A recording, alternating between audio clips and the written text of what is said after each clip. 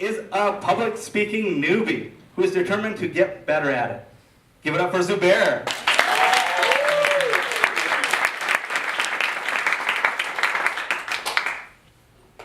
Can you give me a test? Hello. Hello. I'm a newbie, you can tell, right? Ever since I was a young kid, that's not me, by the way, I was fascinated by martial arts. I rolled out hard paper and built nunchucks out of it. I carved out wood to make swords, and I wanted to learn fighting and to beat up bad people. I was inspired by this guy, Bruce Lee. He single-handedly popularized martial art in the popular media, and I wanted to learn fighting just like him. And I practiced. I watched his movies, Entered the Dragon, and wanted to fight like him.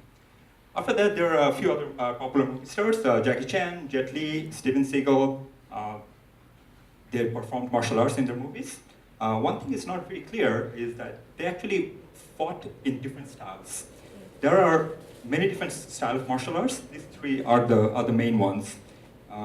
So I'd like to talk a little bit about the history and the origin about these different styles of fighting, because it's quite interesting. So Kung Fu is originated in China, guess what, in 2,500 years ago. The famous Shaolin Temple that we often hear the name of, which is the place where this art was perfected. It's actually a defensive art, and moving on. The karate is originated in Okinawa in Japan in 2,000 years ago. If you can see, they enforce lateral movement. So it's not circular, they kick straight and they punch straight. Taekwondo is a Korean art. It means the art of foot and fist. So they are big on kicking and keeping the opponent away with kicks to maintain a distance. There are many other styles.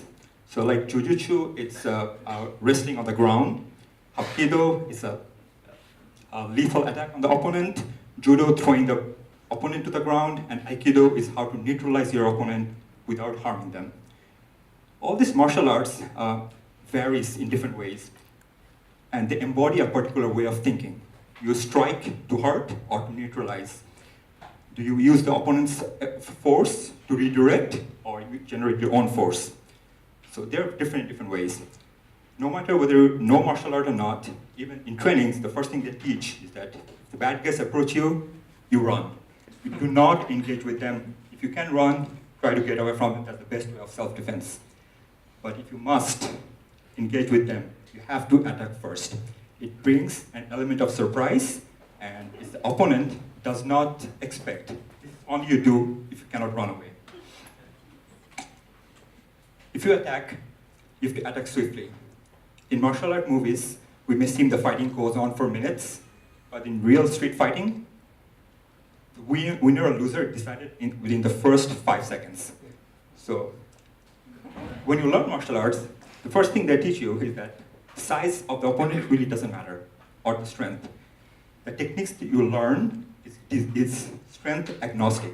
So if you know how to apply them properly, you can take on a bigger opponent.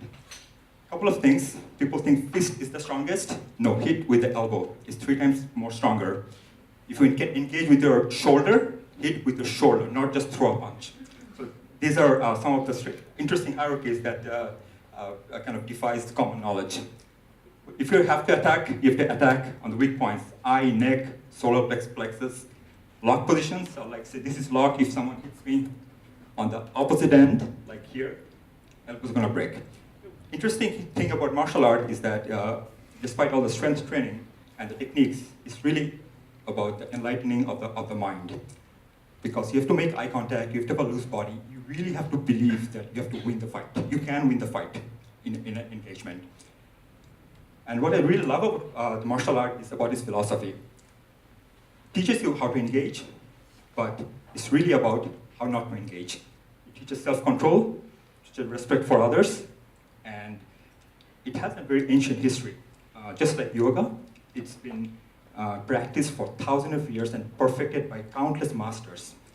And it has very interesting and often counterintuitive techniques, and I'm just going to show one today.